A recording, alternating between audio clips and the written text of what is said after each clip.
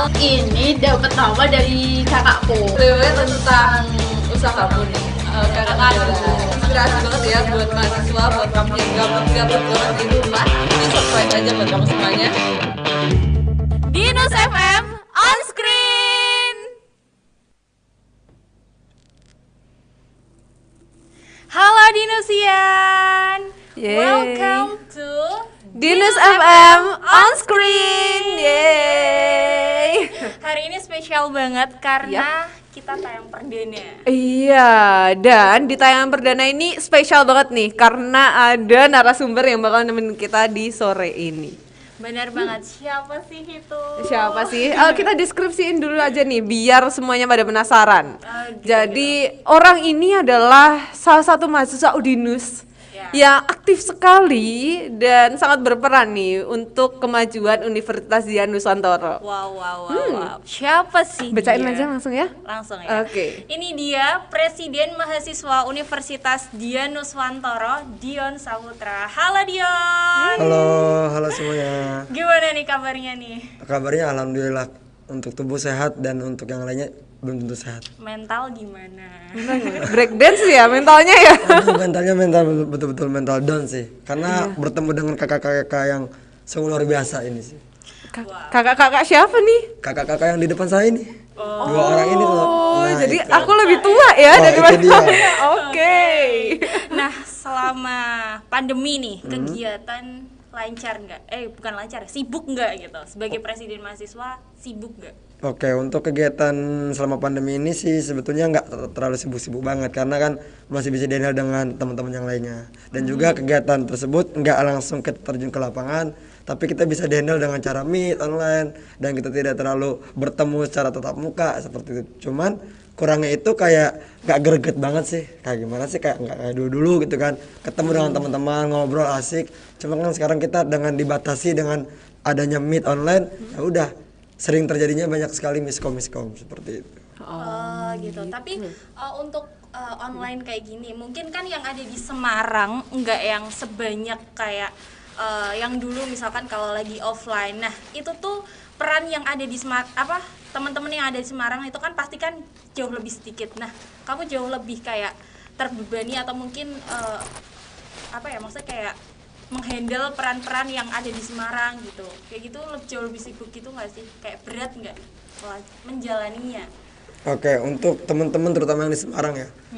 Sebetulnya memang berat, kalau bisa dibilang berat karena memang kita juga butuh gitu orang yang memang kalau kita ingin memberikan informasi ataupun meminta bantuan, pastinya kan harus bertemu secara langsung, lebih enaknya kan seperti itu. Tapi itu bagi saya sendiri sih nggak terlalu membuat saya menjadi terhambat besar gitu kan, menjadi suatu masalah besar. Yang terpenting kita komunikasinya baik dan juga menjalaninya secara sesuai gitu, secara alur yang lurus lah.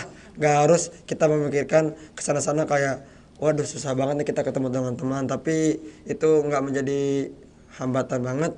Yang terpenting ketika komunikasi kita kan kita juga nggak cuma chat doang, tapi kita juga melalui telepon, video call seperti itu agar ya kita terkadang ngomong serius tapi juga kita ngomong ada candanya dikit biar nggak terlalu jenuh-jenuh banget lah. Oke, dan itu tadi kan tentang ini ya, baru tentang organisasi. Betul. Tapi aku kepo nih, kalau kuliahnya ini, nah ini gimana nih? Selama kuliah online, menurut pendapat presiden mahasiswa sendiri kan beda kan ya, mesti insight-nya.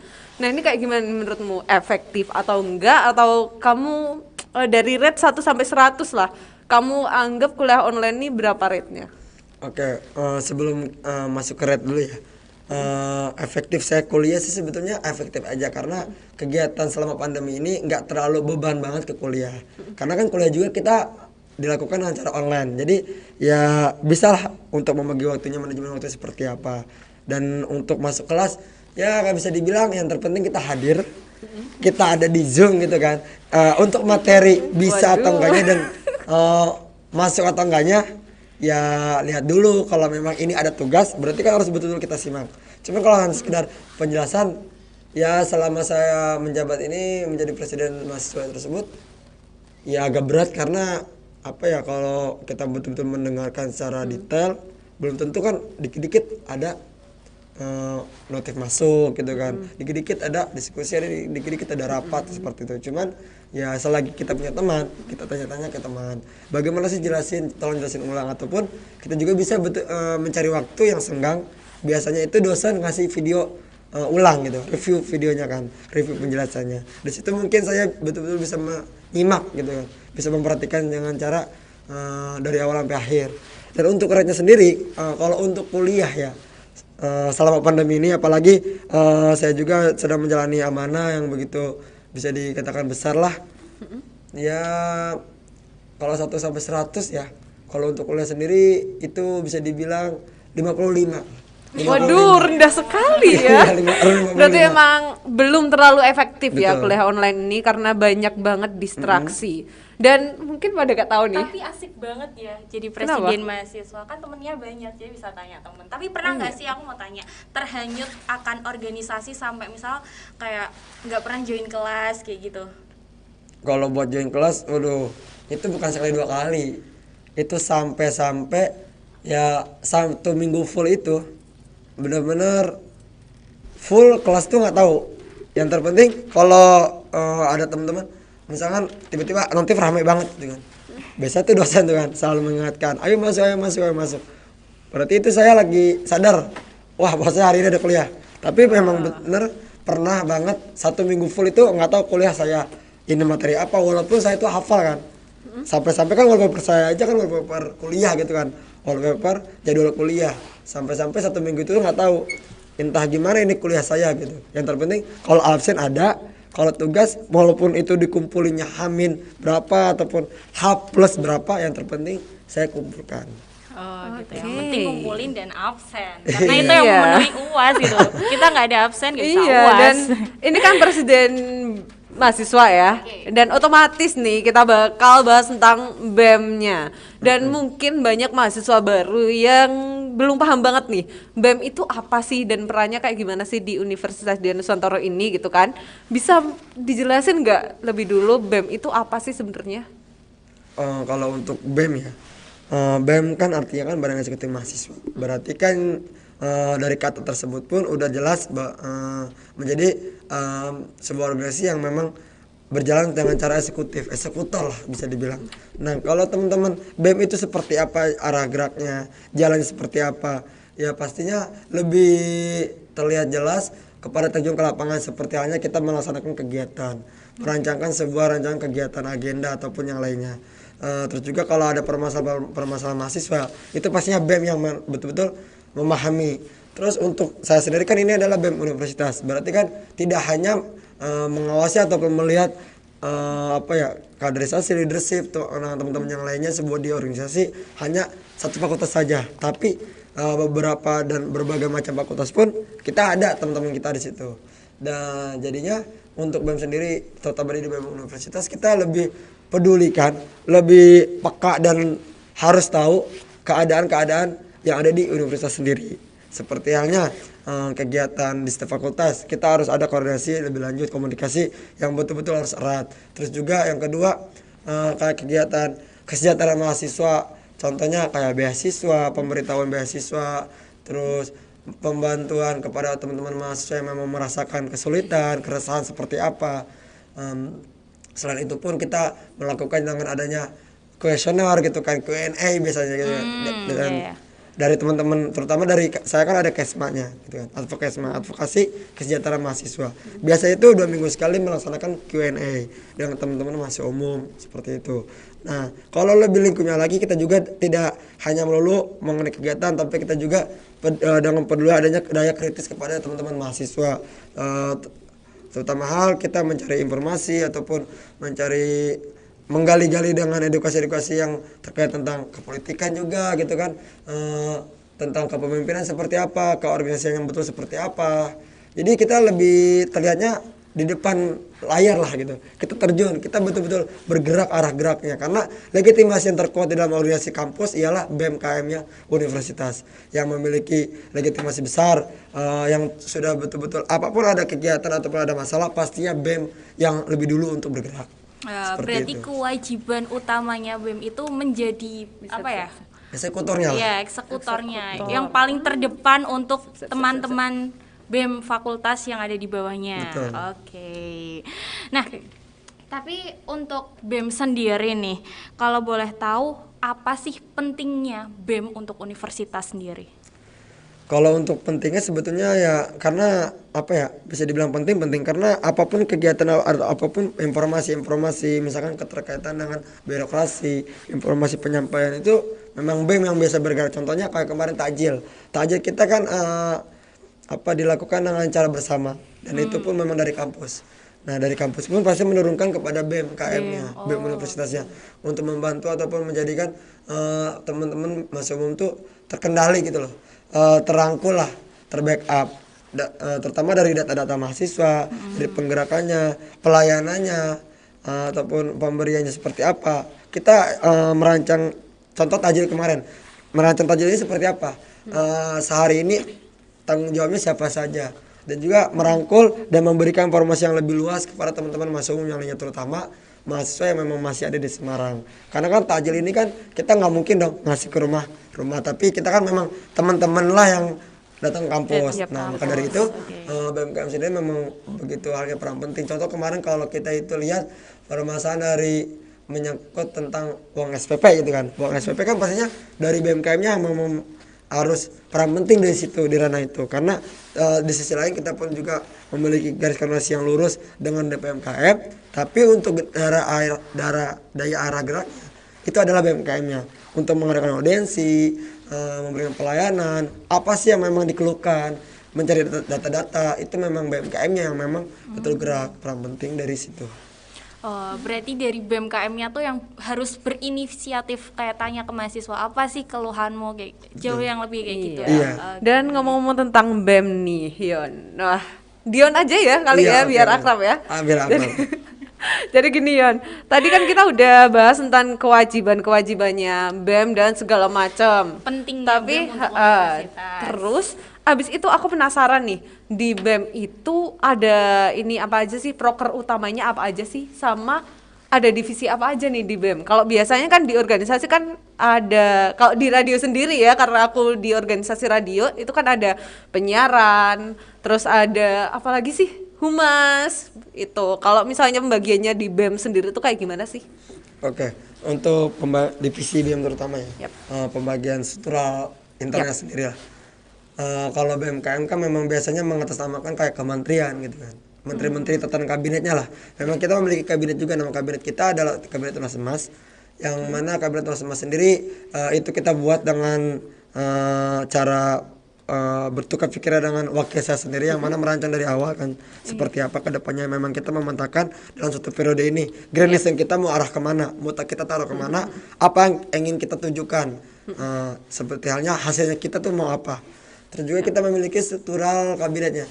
Struktural kabinet pastinya tidak lupa dengan adanya ketua dan wakil serta sekretaris dan bendahara.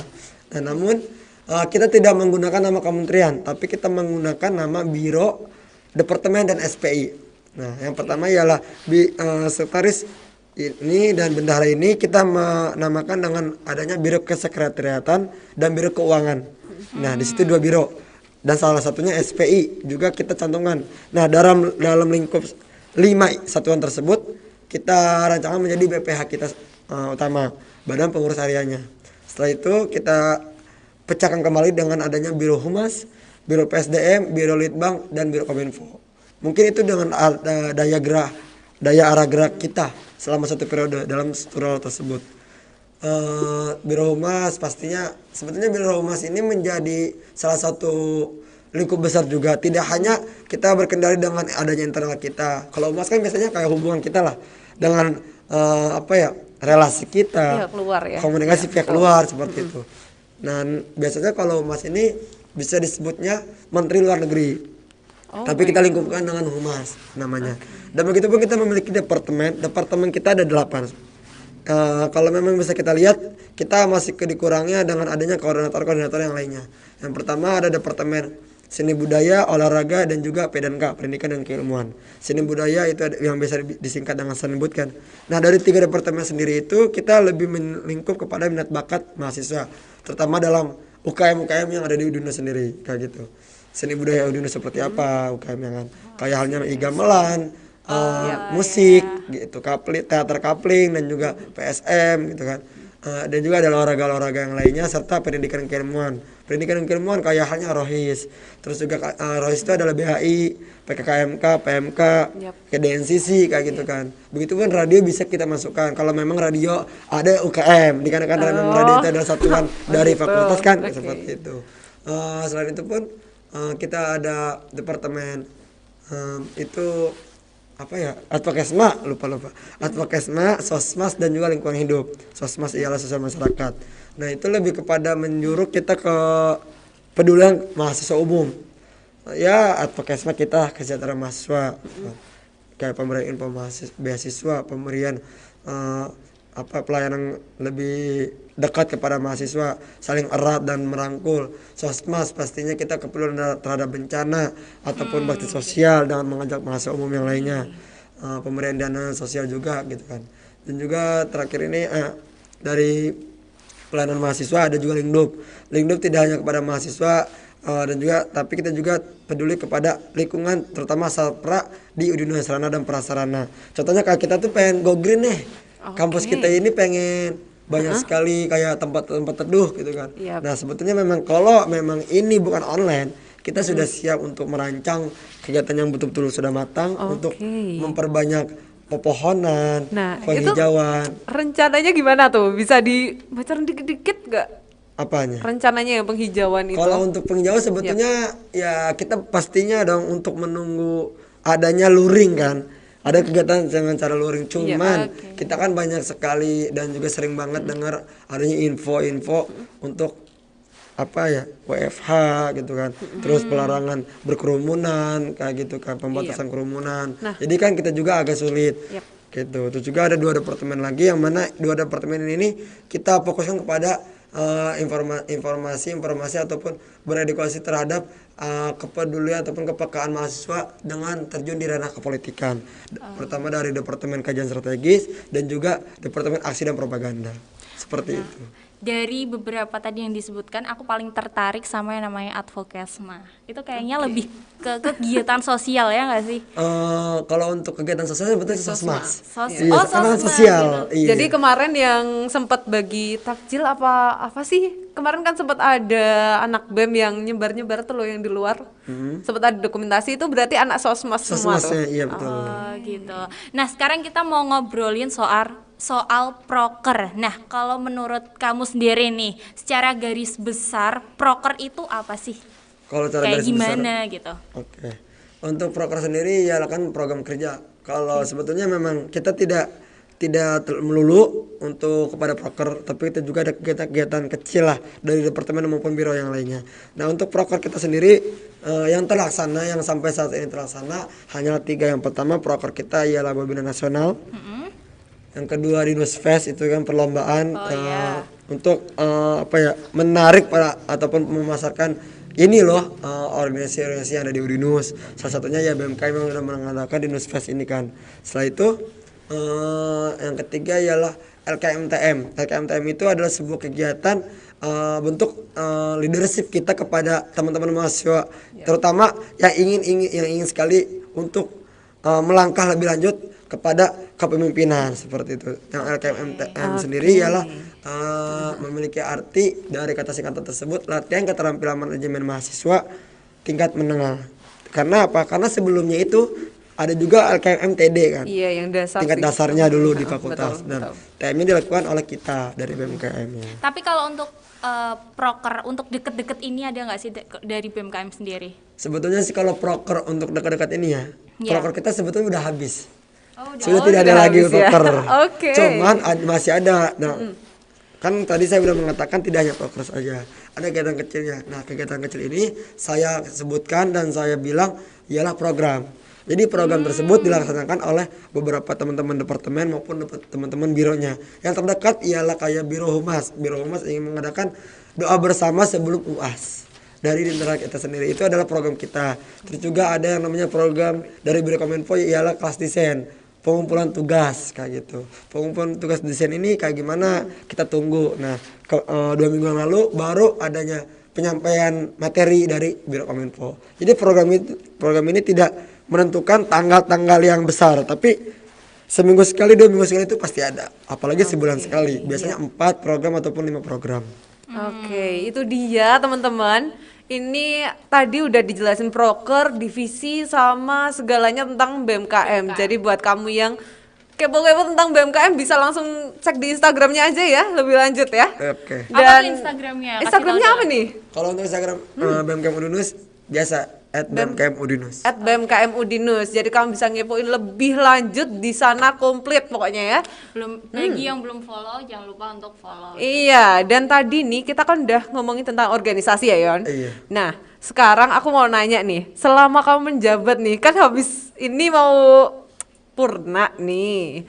Nah, selama ini tuh ada kendala nggak sih di BMKM sendiri gitu? Kayak kamu selama menjabat nih ada kurang lebih atau gimana? Atau gitu? dari sisi kamu sendiri kayak merasa udah penuh atau belum kontribusinya untuk BMKM Udinus sendiri? Oke. Kalau untuk misalkan kendala ataupun kekurangan ataupun kelebihan pasti nggak mungkin sempurna kan. Pasti adanya kekurangan kelebihan tuh selalu nempel lah, selalu ada terus. Karena yang sempurna hanya milik Tuhan gitu. Iya, ada lebih, ada kurang. Betul. Ya. Oh iya, hanya Allah yang sempurna. Iya. Untuk kendala saya sih pastinya kalau selama pandemi ini kendala yang utama ialah miskomnya selalu. Miskom selalu itu pasti ada. Kurangnya memberikan informasi, kurangnya kita berdiskusi, kurangnya kita cara penyampaian kita terhadap anggota terutama kan. Karena kan anggota kita BMKM ini ya bisa dikatakan cukup banyak, itu sejumlah 80 orang gitu kan. Banyak banget ya ternyata ya. Jadi ya kita susah juga gitu loh untuk pengen banget sih kita tuh ngobrol langsung kayak seperti ini nih, kayak kakak-kakak berdua ini kan enak nih ngobrol. Tapi kita juga nggak mungkin sekali 2 kali tuh nggak pernah, tapi kita tetap mengusahakan selama 1 bulan itu gimana caranya kita mengadakan perkumpulan. Itulah kendala saya, susahnya bertemu dengan anggota gitu kan. Dan yang kedua itu miskom selalu ketika memang dekat-dekat kegiatan yang akan kita laksanakan. Terus juga untuk kekurangan dan kelebihannya ya, kekurangan saya itu apa ya? Ya karena ketika memang saya memberikan informasi di meet online, nggak tahu juga nih teman-teman anggota yang lainnya itu entah mendengarkan atau menyimak atau bagaimana. Yang terpenting kan ketika memang ada suatu pertanyaan dengan jawaban iya atau tidak, biasa jawabnya iya. Terus atau paham ataupun sudah ataupun belum, Paham. Nah itu kan saya belum bisa betul-betul meyakinkan. Benar, Nah, paham. iya. Oke. Untuk kelebihannya ya alhamdulillah dari teman-teman yang lain pun selalu aktif, terutama dari grup. Jadi komunikasi kita di grup itu selalu ramai, itu selalu asik sih.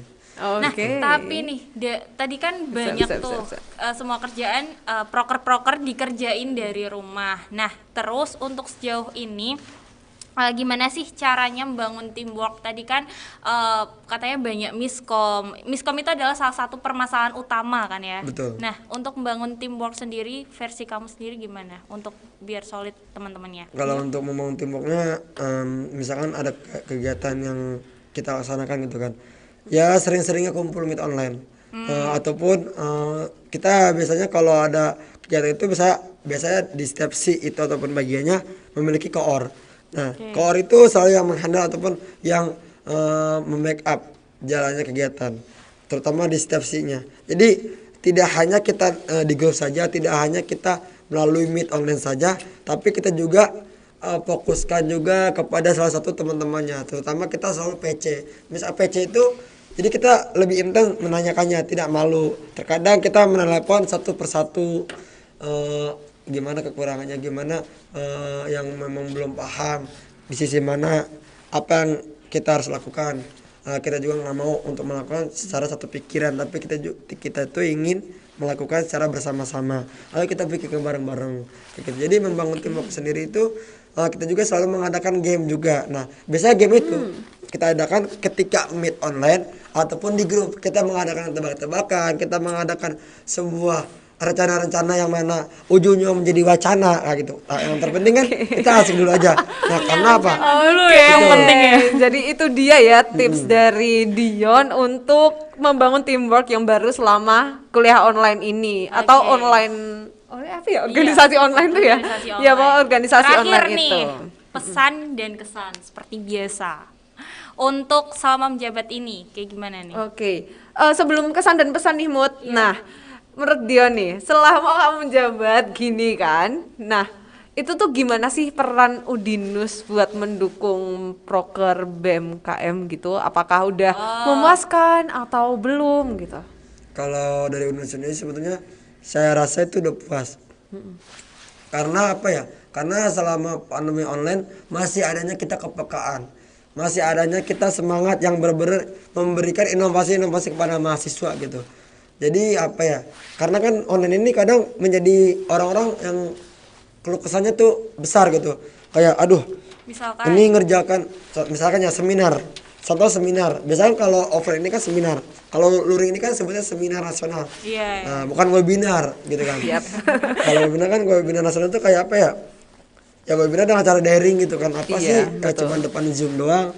Kita nggak bisa kumpul-kumpul, kita nggak bisa asik, Nggak bisa kita ngerasain vibes-nya ya. Vibes-nya, merasakan vibes-nya pun kayak udah nonton di YouTube aja gitu kan, biasa gitu.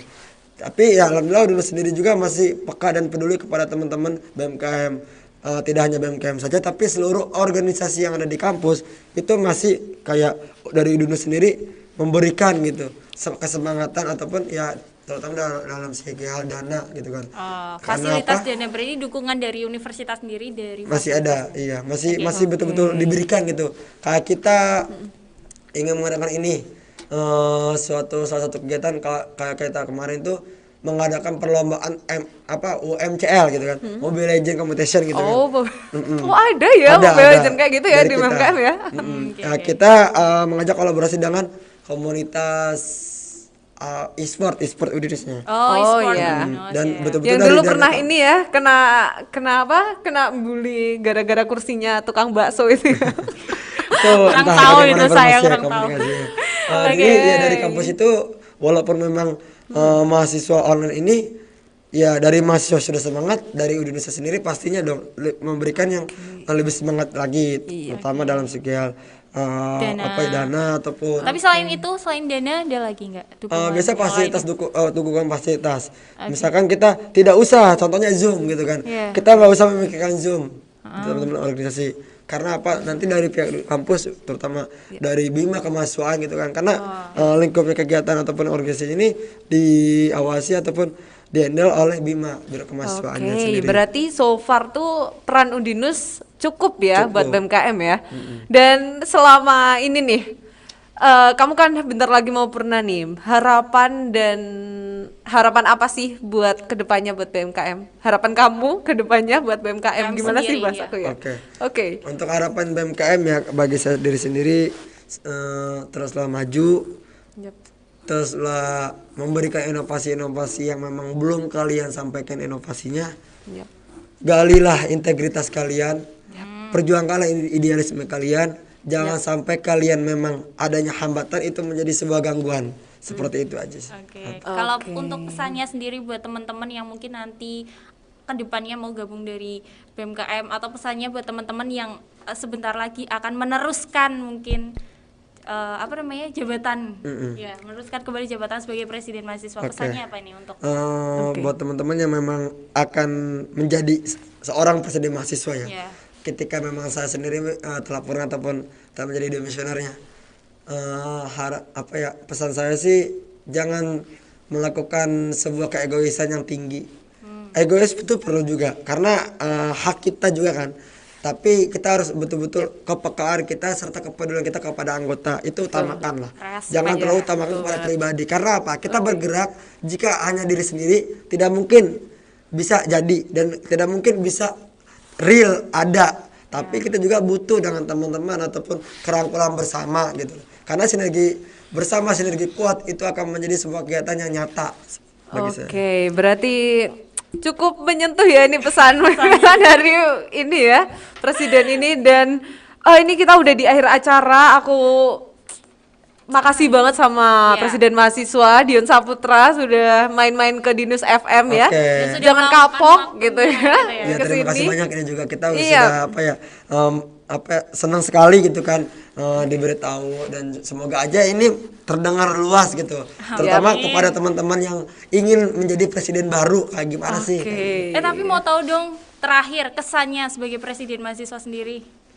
Untuk kesan saya menjadi presiden sendiri ya, ngeluh itu wajar, tapi semangat itu harus. Iya, ngeluh itu wajar, semangat itu harus. Ini adalah perjumpaan.